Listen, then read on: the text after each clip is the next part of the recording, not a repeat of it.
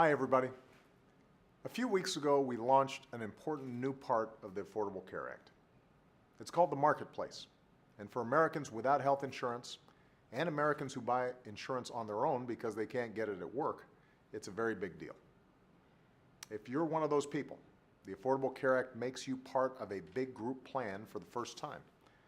The Marketplace is where you can apply and shop for affordable new health insurance choices. It gathers insurers under one system to compete for your business, and that choice and competition have actually helped bring prices down.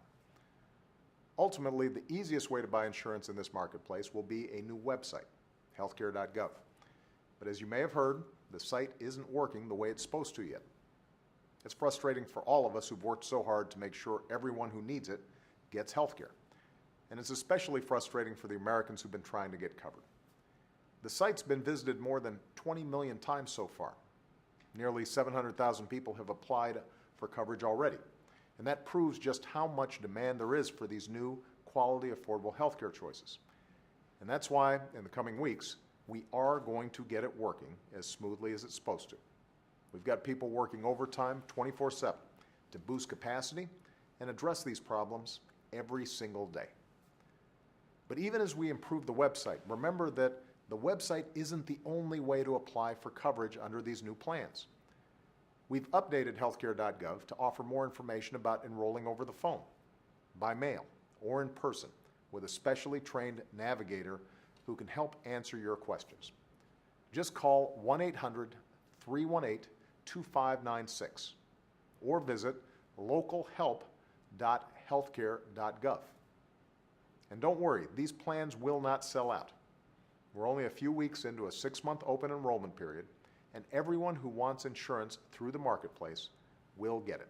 Now, some people have poked fun at me this week for sounding like an insurance salesman, and that's okay. I'd still be out there championing this law even if the website were perfect. I'll never stop fighting to help more hardworking Americans know the economic security of healthcare. That's something we should all want. That's why it's also interesting to see Republicans in Congress expressing so much concern that people are having trouble buying health insurance through the new website, especially considering they've spent the last few years so obsessed with denying those same people access to health insurance that they just shut down the government and threatened default over it. As I've said many times before, I'm willing to work with anyone on any idea who's actually willing to make this law perform better. But it's well past the time for folks to stop rooting for its failure, because hardworking middle-class families are rooting for its success. The Affordable Care Act gives people who've been stuck with sky-high premiums because of pre-existing conditions the chance to get affordable insurance for the first time. This law means that women can finally buy coverage that doesn't charge them higher premiums than men for the same care. And everyone who already has health insurance, whether through your employer, Medicare, or Medicaid, will keep the benefits and protections this law already has put into place. 3 million more young adults have health insurance on their parents' plans because of the Affordable Care Act. More than 6 million people on Medicare have saved an average of $1,000 on their prescription medicine because of the Affordable Care Act. Last year, more than 8 million Americans received $500 million in refunds from their insurers because of the Affordable Care Act. And for tens of millions of women, preventive care like mammograms and birth control are free because of the Affordable Care Act. That's all part of this law, and it's here to stay.